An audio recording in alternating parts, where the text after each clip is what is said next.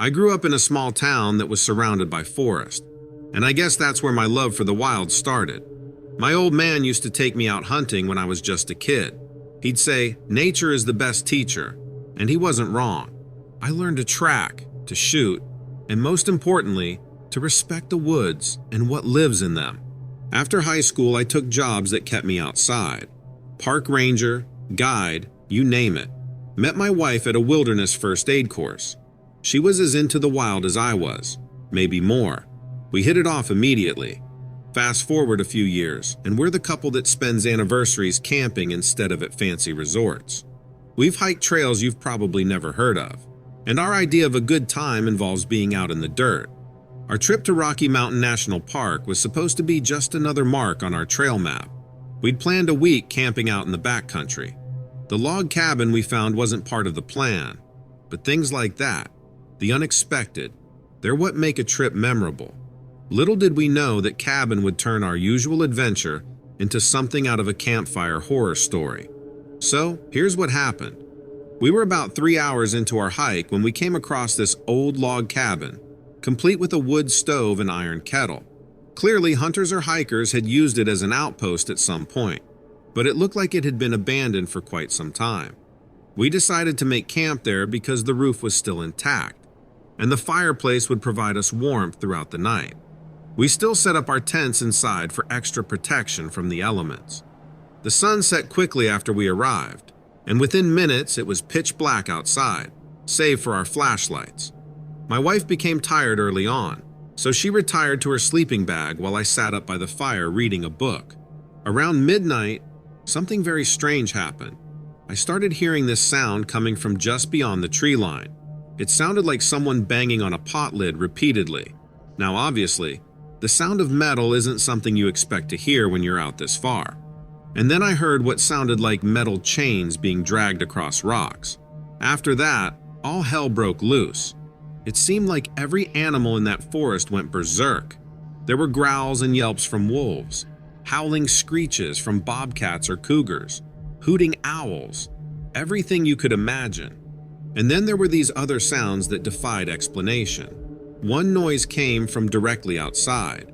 It sounded like somebody rubbing their hands together, only really fast, sort of like clapping your hands without actually making them touch.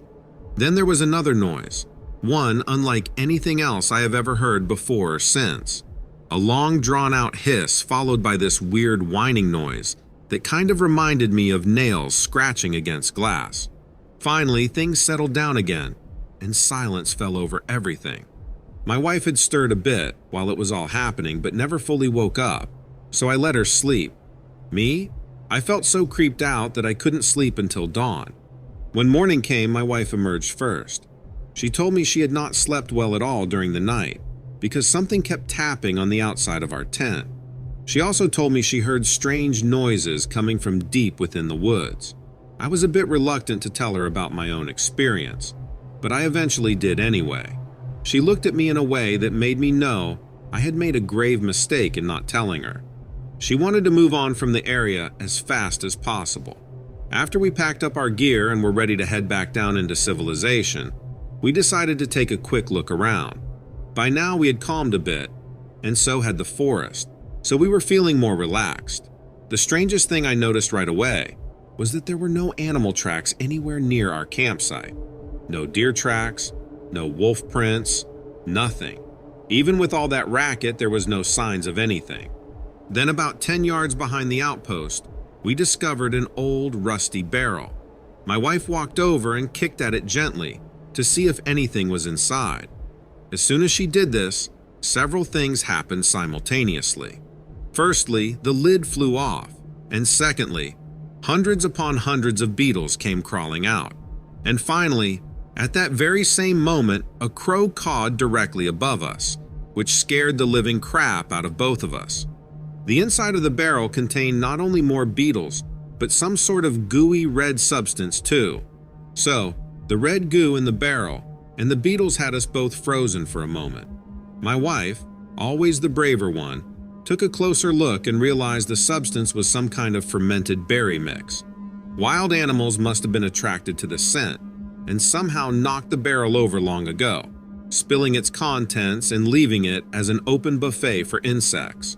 We laughed off the crow's timing as a weird coincidence, but we couldn't shake off the night's events.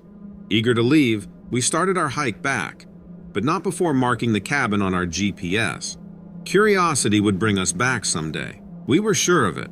Halfway through our hike back, we stopped for water and ran into a couple of park rangers. We shared our experience from the night before, expecting them to laugh it off. Instead, one of them turned pale. He explained that years ago, there was an old ranger who lived in that cabin.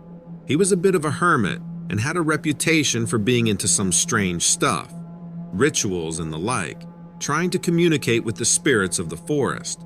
The other ranger chimed in, saying they often heard weird noises around that area. They figured it was just the wind or the trees settling, but sometimes they'd find dead animals near that barrel, arranged in patterns that didn't seem natural. They had planned to clean the area up, but never got around to it. My wife and I exchanged a look.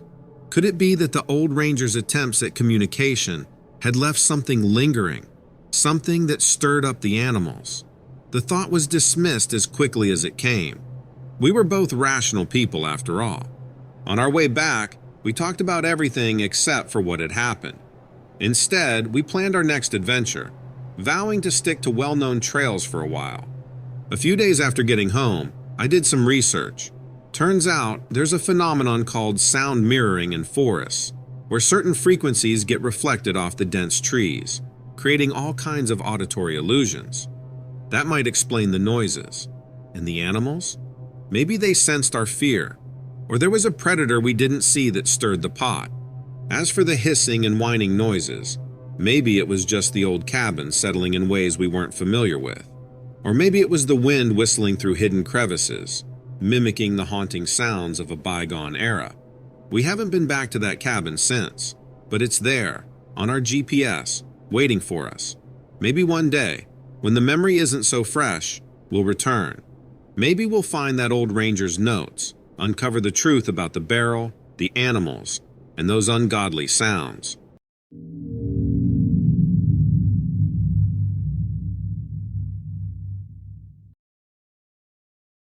I never thought that something like what happened to me could happen in real life. It sounds so bizarre, and even though it did not seem possible at the time, I am convinced that what my friend and I experienced was a real Bigfoot. My name is Lori, and I am from Grand Rapids, Michigan originally, but now live near Newaygo, Michigan, with my husband and our 2 grown children on 20 acres of wooded land. My best friend Mandy lives about a mile away from us with her boyfriend Mark. Mandy called me one day and said she had found some strange footprints outside her house, which is pretty much surrounded by woods. She described them as huge human prints, or maybe gorilla prints, because they were almost twice the size of hers. We got together later that night around dusk and decided we would try to follow these tracks into the woods using flashlights. The guys were hanging out over at my house and thought we were being ridiculous, acting like 2 Nancy Drews or something. So we start off following these big-ass prints, when all of a sudden we notice that there's another set mixed in that looked more like normal human boot prints going along with them. We figured someone must be playing games out here, since it seemed too weird for words. As we followed the trail deeper into the forested area, where no one ever goes except deer hunters during the season, things started getting stranger still. Suddenly there were no more tracks, but instead lots of little footprints running every which way all over. And then those stopped too before starting up again further ahead. We were freaked out but kept walking through these thick trees, wondering who or what made these unusual marks, when suddenly, out of nowhere, came this really strong smell, kind of musky and skunky at the same time. Then, right behind us somewhere, something makes a noise that sounds like grr or kind of growl and grunt sound. We froze dead in our tracks, scared beyond belief because it was pitch black out there except for our flashlights, and we had no idea what the hell that noise meant or where it came from. I whispered to Mandy, "What do you think made that sound?" She shook her head but finally managed to suggest that maybe a bear or some other animal nearby was trying to make its presence known to us. We started to slowly turn around in a circle, to look at our complete surroundings when suddenly another strange thing happened. Something really big jumped up off the ground right in front of us, then quickly ran away, crashing through the underbrush. We both screamed at top of our lungs, but rationalizing that it has to be a person messing with us, because neither one of us could see what this thing looked like due to how fast it moved past. We even wondered if it was the guys playing with us. Then, just a few seconds later, there were more loud noises coming from the same area, which sounded like heavy branches being broken off trees, or possibly rocks being thrown against trunks. It was hard to tell exactly since everything seemed so chaotic and confusing at the moment it was happening. Eventually, silence fell over the forest again. I turned around and saw Mandy looking straight ahead into the darkness, without saying anything. So I asked her if she thought someone might be stalking us. She replied, "No way, there is no way anybody could move that quick." And she added that she was convinced it wasn't the guys. We decided the best course of action would be to leave the woods immediately, since things were getting creepier by the minute. But before doing so, I insisted on looking closely at the footprints first, since that's the evidence we found. Well, sure enough, we found two sets together once again side by side, going even deeper into thick wood than before. The smaller prints appeared to be about size 8 men's boots, while the larger ones still resembled bare feet, except bigger than any human could have. It became obvious someone had been walking around here wearing huge shoes. Plus, somebody else followed behind them wearing regular boots. But why? And where did they go now, since there were no more tracks after that strange incident we just experienced? We decided not to pursue it any further, since it was more than our brains could handle, plus the element of danger. We hurried back home, feeling relieved that nothing bad happened to us during our brief encounter with whatever lurked out there. Afterwards, I tried convincing myself that it must have been pranksters messing around, even though everything seemed too bizarre for such an explanation to make sense.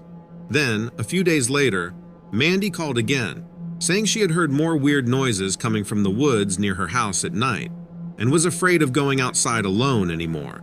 I offered to stay over if it made her feel safer, which she gladly accepted since her boyfriend was working a night shift and wasn't home. When my husband came home from work, I told him I was heading to Mandy's since she was too uncomfortable to stay by herself that night. He smirked at me and said something about us being two crazy chicks, and to have fun. Thank goodness the evening and night was uneventful, but the next morning, before dawn broke while still dark outside, we woke up hearing loud crashing sounds close by, followed shortly thereafter by several howls echoing through the forest. It scared crap out of us, especially now that we had read online that there have been hundreds of Bigfoot sightings all across Michigan, despite the lack of evidence supporting those claims. When Mark got back from his overnight shift, he suggested contacting local authorities regarding these incidents, hoping they might shed light on what exactly went down here recently. Thank goodness he believed us. But due to the rural nature surrounding the area and the absence of real proof of anything unusual happening besides footprints and noises, police refused to take the case seriously and told us over the phone that most likely animals had caused all the commotion. In the end, nobody ever discovered the truth behind those mysterious events, nor do I think anyone ever will, unless similar circumstances occur again someday, and we can get concrete proof. Thank you for taking time to read my story. I enjoy your channel immensely, especially stories that sound like mine, which remind folks that unknown mysteries still exist in the world today. Best regards, Lori.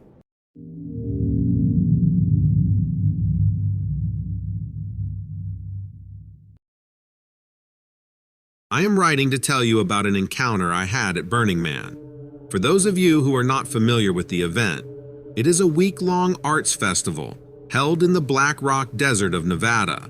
It attracts around 70,000 people each year and features all kinds of art installations, performances, workshops, and other activities. It's known for its free-spirited atmosphere and anything-goes attitude.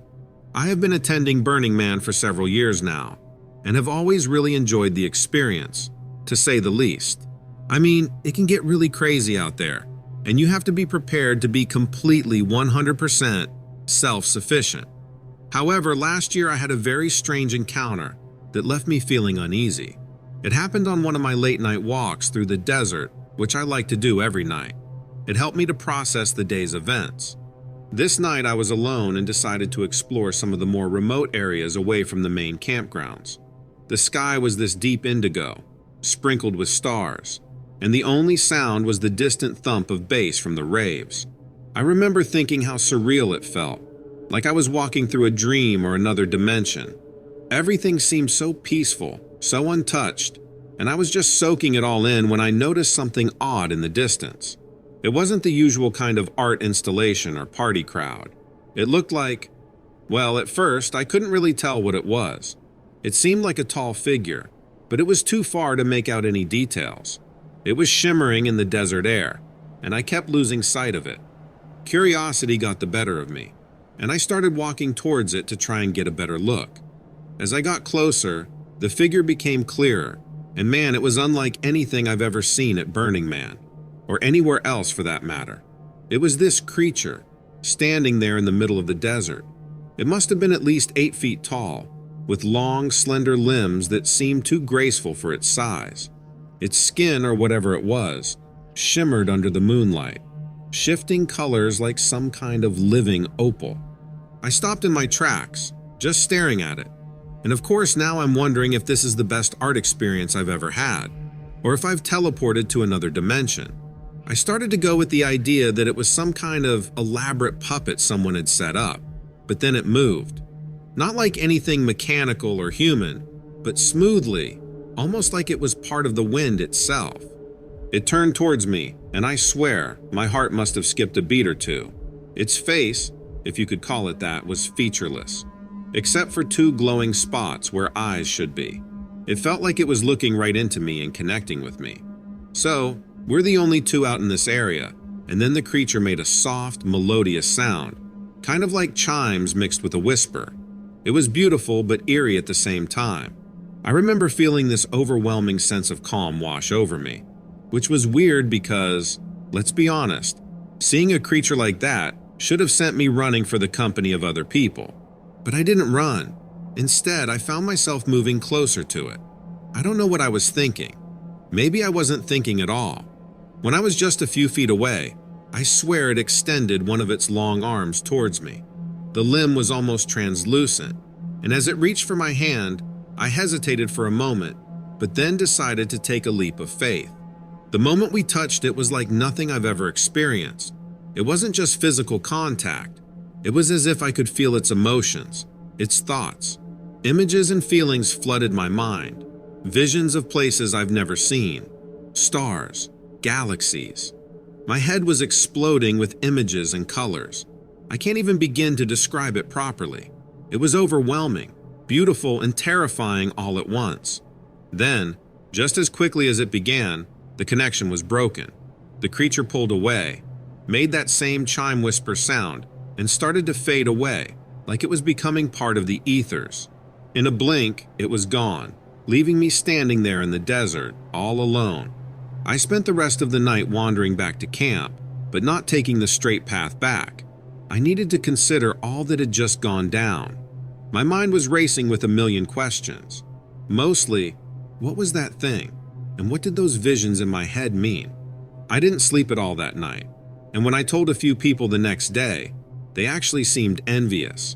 I guess I can't blame them because I would feel envious too if I had heard of an intense encounter like this from someone else. It affected me deeply. I still plan to go back to Burning Man this year, hoping to see the creature again. Maybe it was a once-in-a-lifetime encounter, a glimpse into something beyond us, which is exactly what I wanted to find out there in the desert. In a way, it's like my prayers were answered, only I don't know how to take the experience and move forward with it. If any of you have suggestions on how I can use this to better my life, please let me know.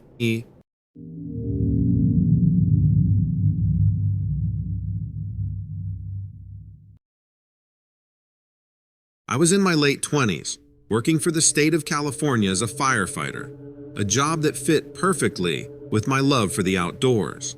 Doug, my best friend and fellow firefighter, was a kindred spirit.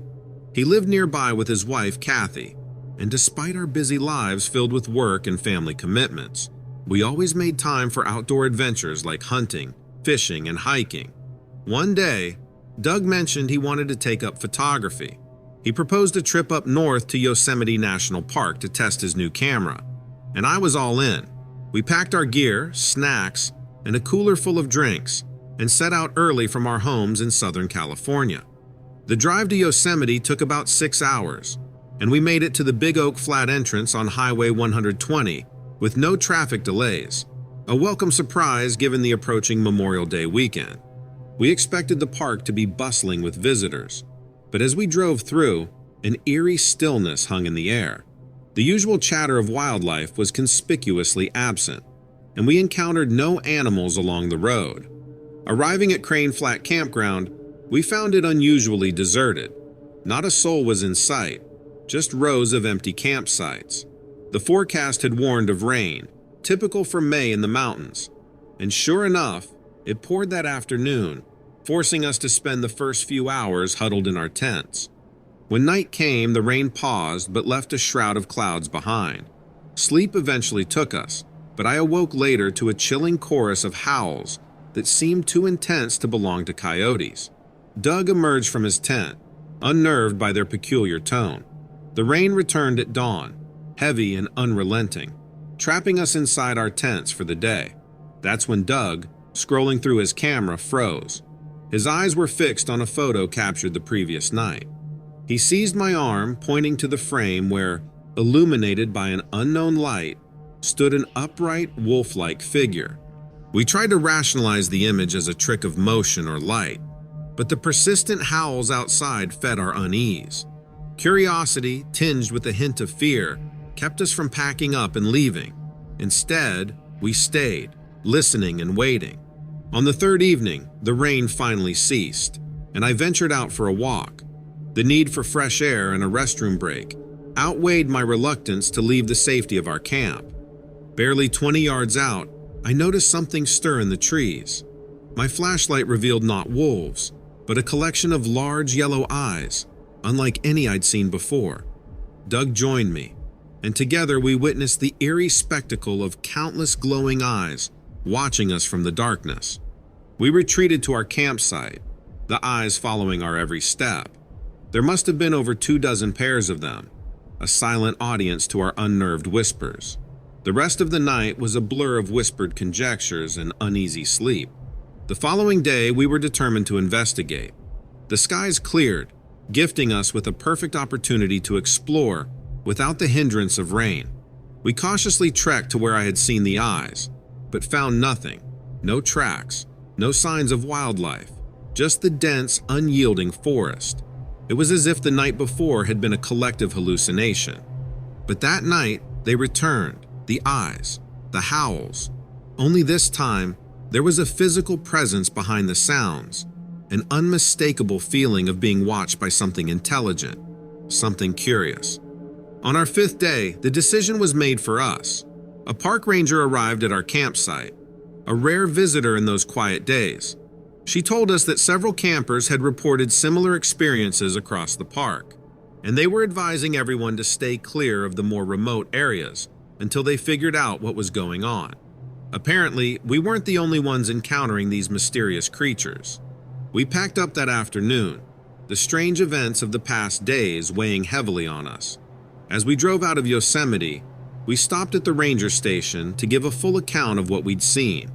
The rangers took notes, their faces a mix of concern and skepticism. We left Yosemite behind, but the memory of those glowing eyes stayed with us, haunting our dreams and conversations for years to come. It wasn't until much later that we heard rumors of a study revealing a rare species of nocturnal wildlife in the park. They were elusive creatures, not wolves, but something unknown to science, something that had lived in the park undetected for who knows how long. Doug and I never found out what those creatures were, but we both agreed on one thing. We had been part of something extraordinary, a brief encounter with the wild and unexplained heart of Yosemite. Oh yeah, and as far as we know now, there are no wolves within Yosemite National Park. Do you have any thoughts on that? Have you ever heard of anything like this happening before?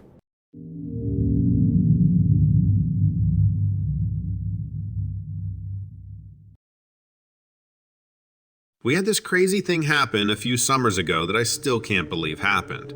We were camping in Arkansas, and two of my friends, Jackson and Billy, along with myself, were planning to meet some other friends near a waterfall that was about a mile away from our site. There was supposed to be a meteor shower, and we thought it might be a good show, especially since there was just a thin crescent moon that night. We were walking through the forest at around 11 p.m., and it was really dark. None of the three of us had a flashlight because, to be honest, it hampers your ability to see well in the dark. But Billy did have a pretty lame headlamp that was too dim to be that useful anyway. While we were walking, Jackson suddenly says he left his pocket knife back at our campsite and wanted to go back and get it since it wasn't that far. He told us he would catch up with us. Billy and I didn't think much of it, even though we were like, why do you even need a pocket knife right now? But Jackson was always weird like that, so we shrugged it off and kept going. Well, Jackson is kind of a jerk, and he actually fibbed to us so that he could sneak ahead and scare the crap out of us, which he succeeded at.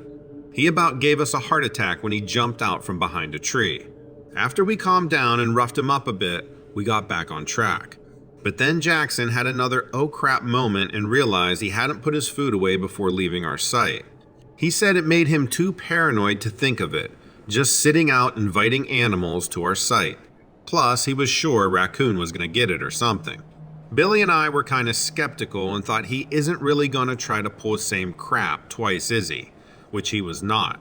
So Jackson frantically sprints back toward our site, and me and Billy just kept going. After about 10 minutes, we were nearing the waterfall, but the forest got kind of thick and hard to navigate in that particular area. We approached a curve in the trail, and suddenly Billy grabbed my arm and made me stop without saying a word. He shushed me and directed my attention toward the bend, which was maybe 30 feet ahead of us. Just beside the bend, there was an unmistakable outline of a person. They were crouched next to some bushes, giving the impression of hiding, so our immediate assumption was it must be Jackson. We were whispering and trying to decide if we should just rush up there and tackle him. But we decided to just ruin his fun, so we could hurry up and go see the meteor shower. We just casually walked toward him shouting, "You're real sneaky, Jack. We definitely can't see you." As soon as I said this, the silhouette stood up. I was like, why don't you just stop with this nonsense? The silhouette turned and faced me and Billy. It felt weird. It was a creepy sensation. Jackson would have just stopped at that point. And on top of that, this person had not said a word yet, while the two of us had been taunting him. Again, neither of us had a good light, so we couldn't actually see any details. We slowed our approach slightly and started saying things like, "Dude, quit messing around and come on. We need to hurry up."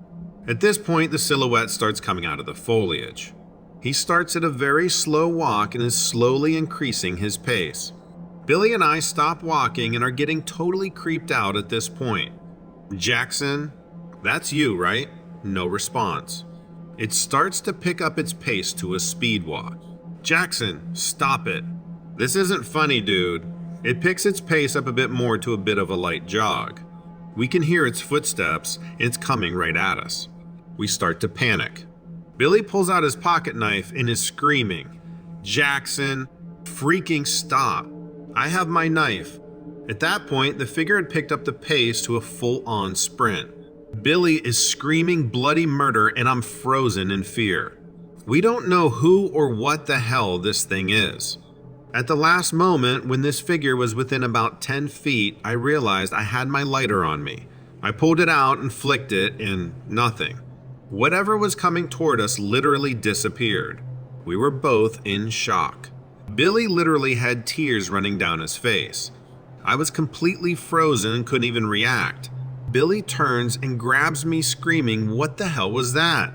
But I had no idea and couldn't even talk because of shock. We just turned around and got the hell out of there. Billy and I literally ran the mile in the dark forest and managed to make it back to our site. Jackson was there asleep on top of his sleeping bag. Me and Billy stayed up most of the night together just trying to stop feeling terrified. To this day, that is the only thing that has ever happened to me that I can't possibly think of any logical explanation. But weeks later, we heard about this legend that told of a Native American man being killed in that area. It tells that he was running from one of his tribe's settlements to another and went past a tribe that they were at war with. Supposedly, his spirit is still running through the forest. Billy and I have talked about it now and then, but we don't really like to. It was one of the scariest and most confusing moments of my life.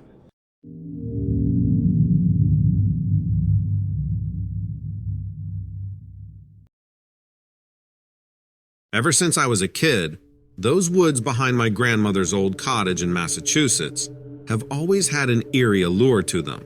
The locals used to say the place was haunted, filled with old tales of settlers, witches, and even sightings of strange creatures. I never gave it much thought, always dismissing them as mere campfire stories.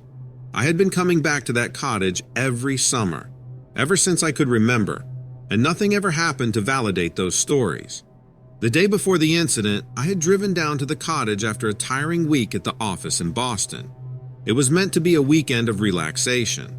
The plan was simple: hike, read, and maybe even catch up on some writing. That morning, the woods seemed particularly inviting. Apparently, I needed this trip away from the city. So, with a light pack and my old boots, I had set out to hike a familiar trail, one I had walked countless times in my life. So when I first heard that chilling scream, it threw all my senses into disarray. It was not like the sound of the birds or the rustling of the leaves. This was human. I felt it sounded like a woman screaming, shrieking, wailing. I know that foxes can sound similar, but let me tell you, this wasn't a fox. And I really think that there's something in us that tells us to run toward a scream like that. Something in our animal programming wants to check on whatever might be out there. We want to help in whatever way we can. And when I heard the scream again, I was sure there were words in there this time. But it was a language I couldn't quite understand. I was convinced that somewhere among the trees, a woman was in pain. It had to be severe, I thought. It had to be life or death. And I mean that quite literally. Only something at the end of its rope could make a sound like that. At least that's what all my instincts were saying. Those instincts in my training took over that day. I was a volunteer EMT for a few summers, and the urge to respond quickly and definitively never really left me. So I ran into the woods. I left the marked trail I was on that morning and I sprinted into the brush. It was easy to ignore the wet scratches of the branches on my forearms and face while that screaming was drawing me forward. It was stupid. I must have lost my way in the first few minutes. I was convinced I was doing the right thing, though. I thought I was saving someone's life. A batch of thorns grabbed my ankle and I crashed into the earth. I rolled and skidded, my embarrassing tumble only obscured by the thick mist that was permeating between the trees. Worse than the humiliation, the screaming had stopped. It was suddenly dead quiet. There were a few birds in the trees, sure, but there was no sound like human life. At first, I thought that meant the worst. I thought I was too late. But then the shape appeared. It stood like a man, climbing upright to about 6 feet. The silhouette it cut, also obscured by the veil of mist, appeared to be naked. I took a cautious step back. This wasn't the person I'd been looking for. I can't explain it, but I knew that I was looking at something else. Even when the blurry shape of its jaw extended and another of those screams came out, I knew it wasn't the person I'd run into the woods to save. This was something else. This was a monster of some kind, and I'd stumbled into its trap. I'd say it ran at me then, but the truth is it galloped. It fell to all fours, narrowly landing on its hands and feet before it would have hit the ground. As it ran toward me, I ran away. If I was moving fast to save someone else's life, I'd now turned into a track star to save my own. I leapt over the thorns that had grabbed me and ducked under the branches that had scratched my face. Nothing was going to slow me down. I risked a glance over my shoulder when I heard the monster get tangled in the thorns. It looked human all right, hairless and feral, but human nonetheless. If only it had moved like a man. Watching it for just a second while it wrestled with the brush, I saw its worst feature of all. Its skin didn't move with its body. The sharp angles of bones pushed up against its flesh when it turned. The skin adjusted a moment thereafter, like a shirt being straightened out on someone's chest. I realized that thinking of it as human was a mistake.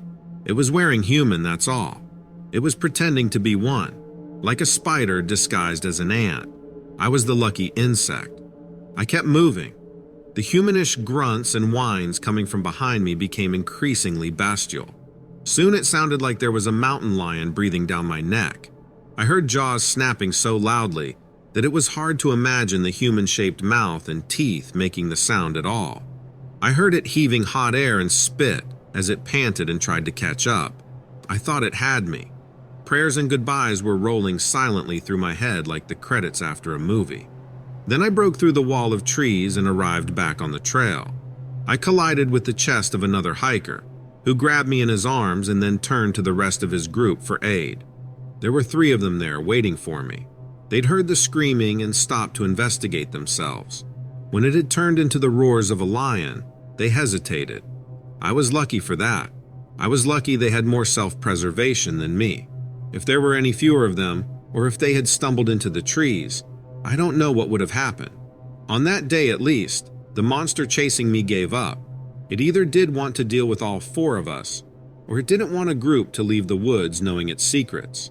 When it was just me, there was still room for doubt, and doubt they did. They called it an episode of mine before sending a team into the trees to investigate. They said their findings were inconclusive, even though they admitted to seeing 2 pairs of human tracks in the woods.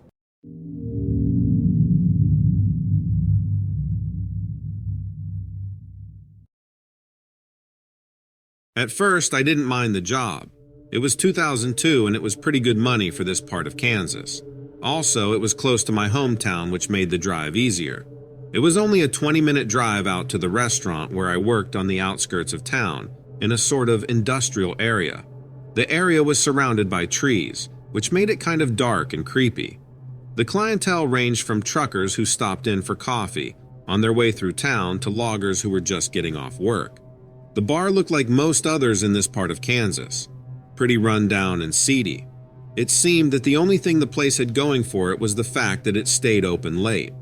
They were open from dinner time until 2 in the morning most nights, and 24 hours a day until late Saturday night, or basically 2 a.m. on Sunday. I had been there a few hours at this point, and it was pretty slow, so that day I had been spending most of my time behind the bar reading a copy of The Purpose-Driven Life that I had gotten from one of the customers the night before. Most patrons were regulars, local men who drank there, just about every night of the week. After about an hour passed and it still wasn't very busy, so I decided to go back into the kitchen, where I was washing some glasses and plates that I had been avoiding in the sink. When I came back out into the bar a few minutes later, one of my regulars was sitting on his usual bar stool. He was a lumberjack type of guy, tall and burly, but as nice as can be, or as my grandma always said, as red as the mud on my boots. His name was Charles, and he had a big bushy mustache and long hair, and always wore jeans and flannel shirts. Well, I got behind the bar and instantly I could see that he looked bothered. He was looking around the bar kind of frantically asking, "Did you see it?" I asked him if he was okay, and when he didn't respond and just kept looking around frantically, I got a little freaked out. It's like he was having an episode or something, like his brain sort of wasn't fully there. And that's when I looked to my right and saw the back door of the place wide open. I knew it wasn't open when I had just been back there washing the dishes, and I hadn't seen anyone else go back there, which gave me actual goosebumps. Charles was now fixated on the back room, so I moved over and started to look back there myself. And that's when I saw a huge brownish, orangish, dog-like creature just standing there in the doorway. It just stood there staring at me and me back at it. Our eyes had locked and our bodies were still as we both checked each other out. The staring contest lasted for what seemed like forever, until finally it looked over at Charles. Breaking my gaze with the creature caused it to growl and hiss at us both, and then it turned around, ran out the back door and off into the woods. The creature was really big, maybe 7 or 8 feet tall, and it looked like a dog standing there on 2 legs. The thing's face looked more like an ape than a dog, with kind of yellowish eyes and human-like teeth. First glance, it looked like a dog, but as I stared in disbelief, my eyes clearly saw that this dog was really something different. What stood in front of me was more like a dog or an ape hybrid or something. I was so terrified when I was standing there that I couldn't move. After what seemed like forever, Charles, who had been staring in disbelief at the creature too, finally snapped out of it. He stood up from his bar stool and pulled a gun out of his jacket pocket and headed out the back door. And that's when I did something I'll never be able to explain. When he walked out the back door, I grabbed a flashlight and followed him. Something inside me told me to follow him, go out there and see what was happening. There isn't even a word in the English language to describe how terrified I was as we walked out that door and towards the woods, and yet I still went. Looking back, I have no idea what possessed me to do it. As we looked around the outside of the back door, we saw what appeared to be dog paw tracks pacing back and forth just outside the door. It's as if it had been inspecting us, just watching us for a while before opening the door and coming inside. Charles suddenly seemed to calm down and started to talk about how these creatures have been sighted in those woods for years, and that sightings go back all the way to the 1800s. His family has been in the area for generations, so I totally believe him. We walked towards the woods, and not before long we could hear something, or someone moving through the woods. We stopped and looked at each other. To me, it sounded like an animal making contact with leaves and sticks, like it was walking through the brush, but moving quickly. We followed the sounds, which took us down into this sort of dip in the land where rainwater creates a small ditch. Charles suddenly put his finger up to his mouth and shushed me, pointing down. I followed his finger, and there, standing about 100 feet from us, was the dog man. It was standing down from us, just looking around slowly, with its head tilted kind of sideways. Standing there and looking at this creature was the most terrifying experience of my life, hands down. It looked like a dog standing on its hind legs, but at the same time it wasn't a dog at all. I don't know how else to explain it except that was a dog, but not a dog, yet still a dog that also looked like a human. I think the human part mainly came from the shape of its arms and legs and torso, but also from its eyes that seemed to be able to talk to me without its mouth moving or saying anything. Honestly, like nothing I've ever experienced in my life. And then the creature just turned and looked at us, and then it moved. It darted towards us and then turned in an instant and ran off into the woods, howling like a wolf as it ran. Charles and I stood there forever, it seemed, just looking at its tracks in the ground leading off to where it had gone. Charles looked at me and said, "We should probably go back." He was smart to not want to follow it into the woods, into its territory, and so we went back. "You were right to not follow it," I said as I started to dial 911, but then stopped before the call connected. What if they don't believe me? I wondered out loud. What if they think our story is fake? So I never did call the police, but I never forgot or got over that creature either. I never told anyone about what happened that night until now, with my writing this to you. To be honest, when I look back on it, I really don't know what we saw that night, like what exactly it was. Charles and I kept in touch for a while, but when I stopped working at the restaurant, our contact dropped off. I don't know how he's doing, but I sometimes think about trying to find him and see how he is. What I do know is that it was real, and its image will never leave me. It's literally in my head, behind my eyes. As I write these words to you, I can see it all the time.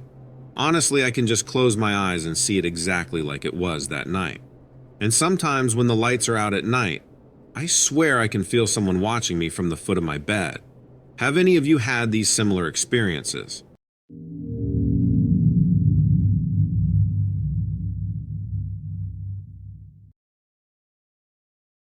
I had a strange encounter during one of my camping trips a few years ago. Thought it might be worth sharing. This one particular night of stargazing and solitude turned into an experience I've struggled to wrap my mind around ever since. I've always been a sucker for wilderness and solitude, thrived on it even. The adrenaline rush from being in a remote, desolate place, it just rejuvenates me. I guess that's why I took off that weekend in November, heading up to the Manistee National Forest in Michigan. All I wanted was to sit by a crackling fire, eat canned beans, and wake up with the brisk morning air in my lungs. Just me in the wilderness. I remember finding this absolutely serene spot by the edge of a dense thicket, right next to the Manistee River. The view itself was enough to make up for the 4-hour drive. I spent the afternoon setting up camp, collecting firewood, rigging up my old tent, just immersing myself in the simple labor that wilderness demanded. It was a clear night. You could see every star in the sky. I managed a decent campfire, kept myself warm with an old camping jacket, and survived on canned beans and crackers that I had carried. Beautiful simplicity, if you ask me. I zipped up the tent after dousing the fire, and I don't remember how long it took for sleep to wash over me. Probably not too long. The fatigue after a busy day always ensures a good night's sleep. Now, while I love camping and all, you've got to understand, the wilderness can play some weird tricks on you. Your mind suddenly becomes hyper-alert about every rustling leaf, every breeze, every solitary hoot in the distance. Usually, I treat it as a part of the adventure. Little did I know that night was going to be wildly different than my usual adventures. Finally nodding off after some tossing and turning, I remember being jerked back to consciousness in the early twilight hours. I still had my doubts if it was real or just a dream.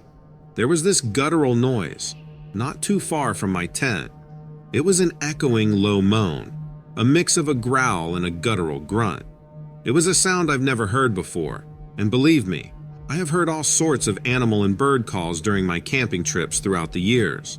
This sound, it felt primeval, ancient even. Now it wasn't too menacing, but definitely put me on edge. Shrugging it off as some forest animal, I told myself I need to get used to it if I wanted to continue camping out so often. I kept lying there, waiting for sleep to claim me again, wondering what could make such a bizarre noise. My mind dared not wander towards thoughts of the unknown. Dozing off, I remembered, I forgot to cover up the rest of the canned beans. Figuring some scavenger had sniffed it out in the middle of the night, I drifted back to an uneasy slumber. Unknown to me, the real surprise awaited when dawn broke. As the first light of dawn crept in, I could hear the chirping of birds outside my tent, their melody strangely comforting after the eerie sounds from the previous night. Still groggy from the unexpected wake-up call, I stepped out of my tent. The morning was beautiful, the mist from the river floating in lazy spirals. As I was working the sleep out of my eyes, something caught my attention. There were these massive footprints circling around my campsite. They were easily about 17 inches long and much wider than any human foot. The shape was hard to define in the morning light, but they had deep imprints. The creature who made them was heavy. The shape appeared human. There seemed to be the outline of toes. That sight, it rooted me to the spot, the echo of that sound from the night ringing again in my ears. Feeling a shiver, I approached the remains of last night's fire, half the logs knocked over, my forgotten bean can crushed as if run over by a truck. The grunts from the night, the footprints. I tried reconciling it with a bear maybe. But deep within, I knew this was unlike any bear behavior I've heard of. A dread was sinking in, almost choking me with nerves. With heart pounding in my chest, I decided I couldn't stay. As much as I loved the call of the wild, this was just too much. Made my blood run cold. Hastily wrapping up my camping gear, I left that can of beans there, a quiet marker of a night I couldn't forget even if I tried. I wasn't sure what had visited my campsite that night. On my drive home, my mind wrestled with questions I didn't have answers to. Was it a bear? Did the darkness and my imagination turn a simple scavenger into something more ominous? Or was there really something out there, lurking in the thickets of Manistee Forest? The footprints, the dreadful sounds that had punctuated the stillness, the shattered remnants of my campsite, all of it felt so real, so tangible, and yet unbelievable. I think I know what made those prints, but I'm almost afraid to admit it to myself. The mystery of those colossal footprints and uncanny sounds didn't keep me away from the wilderness. But every so often on a solitary camping night, around the glow of the campfire, I find my mind drifting back to that November morning in Manistee Forest, filled with an unnerving mix of apprehension and intrigue.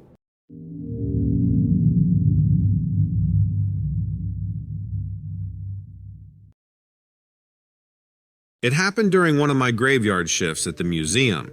It's an older building, smack in the heart of Manhattan. It was originally built sometime in the 1800s. They've done a lot to it since then, but the bones are original. I'm the night security guard. It's not a glamorous job, but it pays my bills, and I've come to enjoy the quiet times of the night.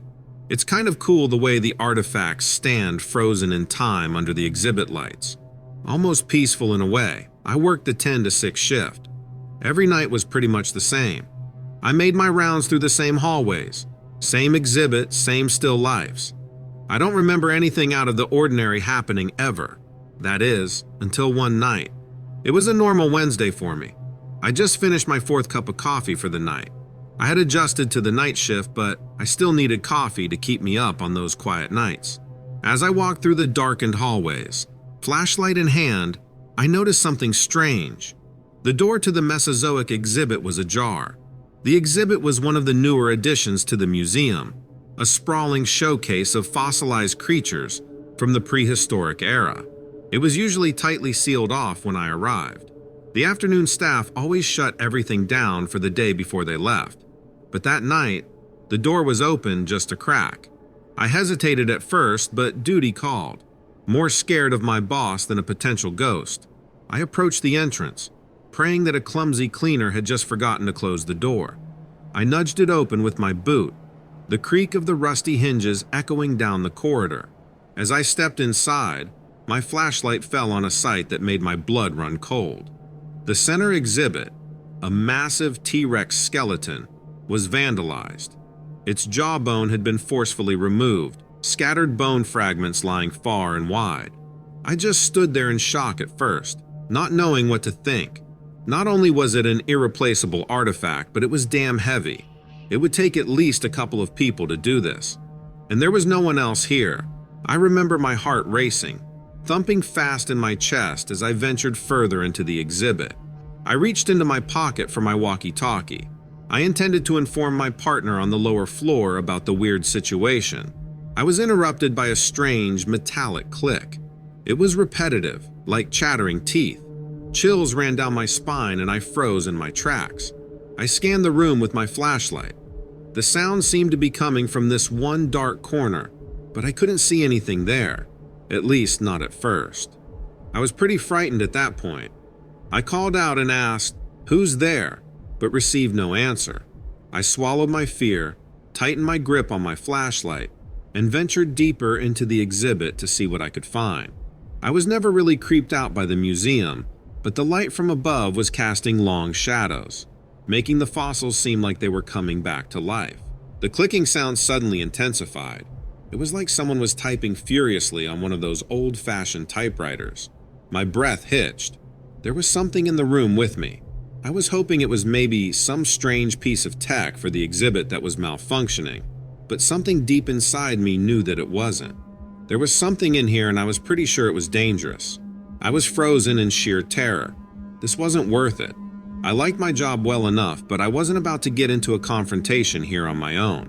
I told myself that all I had to do was to get through the exhibit hall and to the emergency exit.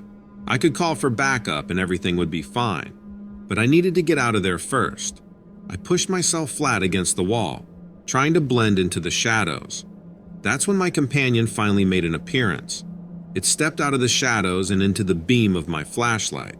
I'd like to say I didn't scream, but fear makes liars of us all. Its appearance was somehow both familiar and alien at the same time. It was bipedal and roughly the same size as a man, but there was nothing human about the way the creature moved. The limbs were incredibly long, bending in odd places. It appeared like it could walk, but it was hunched over and crawling instead. The creature was disturbingly skinny, almost skeletal, with skin so pale it seemed to glow in the dark. Eyes as large and dark as the blackest night stared back at me, void of any warmth or human understanding. The clicking noises were coming from its mouth. I won't lie. I took one look and I ran. All that mattered to me was creating distance between myself and that thing. The flashlight dropped from my grasp, plunging the room into darkness. I could hear the creature in pursuit, its clicking growing louder, echoing around the exhibit. Running blindly in the dark, I crashed into displays and stumbled over debris, but I didn't stop. I knew the museum layout by heart, but in sheer panic, everything felt alien. After a grueling eternity, I felt the cold metal door of the fire exit. Pushing through it, I was out in the open, the cold night air stinging my lungs. As the sun rose, I found myself still sitting on the sidewalk, shocked. The bizarre encounter had left me speechless. I had my phone and my radio on me, but I still hadn't called anyone. What would I even say? Maybe I had hallucinated the whole thing. The vandalized exhibit was evidence enough that it was real. Something did that. There was no way around it. But my brain was unwilling to accept it. Returning to work the next night felt like a cruel joke. The fear was still fresh. I surprised myself that I even went back. I was haunted by the memory of the creature. What was it doing in the museum that night? How did it get there? What did it want? And more importantly, where on earth did it go?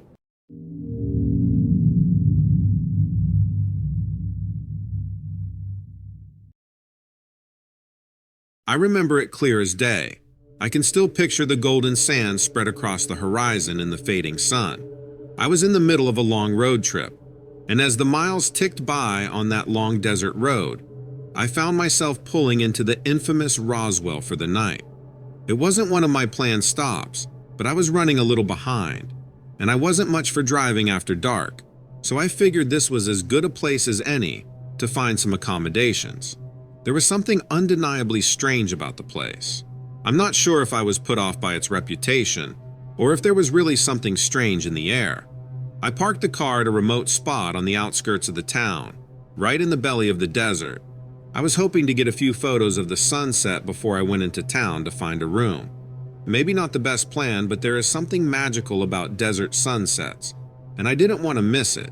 The skies seemed bigger here than in other parts of the US. I unpacked my camera. It wasn't anything fancy, just an entry-level DSLR, but I had a little tripod with me, and I was putting it together. As the sun began to sink below the horizon, I remember feeling the grit of the sand underneath my feet and the dry wind sweeping past me. But it was the vast darkening sky that had me completely spellbound. It was like the colors of the sunset were dancing like ocean waves. I could see them move in the sky, and then all of a sudden, it was dark. It's difficult to explain, but I felt like I was in an illusion or something. It didn't feel real. In the not-too-far distance, I heard a coyote's cry echo across the sands.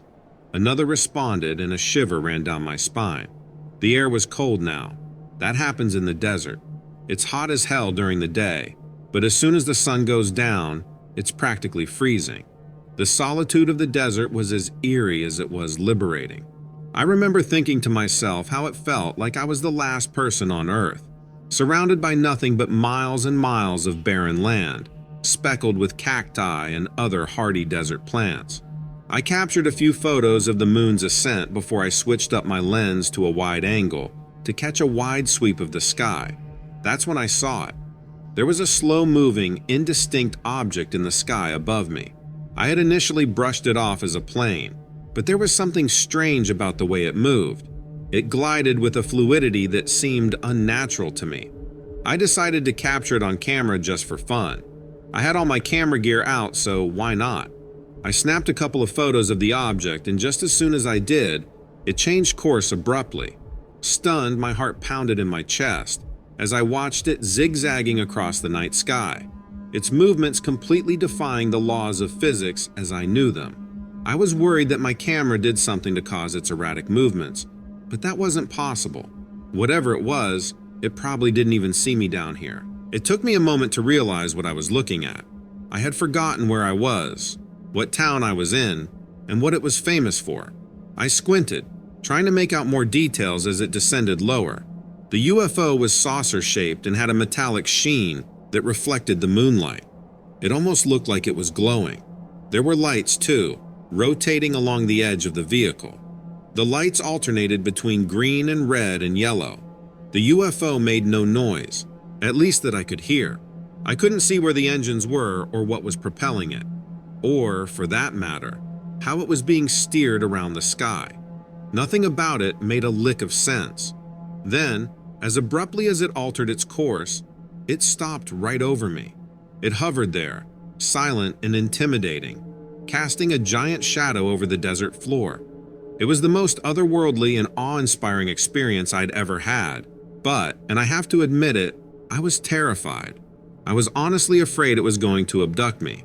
I've heard stories of that happening, and it doesn't sound like much fun. I raised my camera to capture it. I figured if it was going to take me that I could at least leave some evidence behind for whoever manages to find my gear. But then the UFO shot straight up into the sky at an impossible speed and disappeared. One moment it was there, and the next it wasn't. Nothing but the wide open sky remained. The feeling that washed over me was of awe and confusion, my mind struggling to comprehend what my eyes had just witnessed. It was quite a while before I mustered the courage to pack my equipment and head back to my car. The drive to the motel in town was a blur, my mind still reeling from the encounter. Was it real? Did I imagine it? Was it some secret military experiment? Or was it an actual craft from another galaxy? There was no way for me to tell. I've since wrestled with the implications of what I saw that night. In the grand scheme of things, the encounter was brief, yet it changed me in ways I couldn't have anticipated. It opened my mind to the idea that we might not be alone in this universe. To this day, I'm not sure if it was a trick of the desert night, or if I actually saw a UFO that night.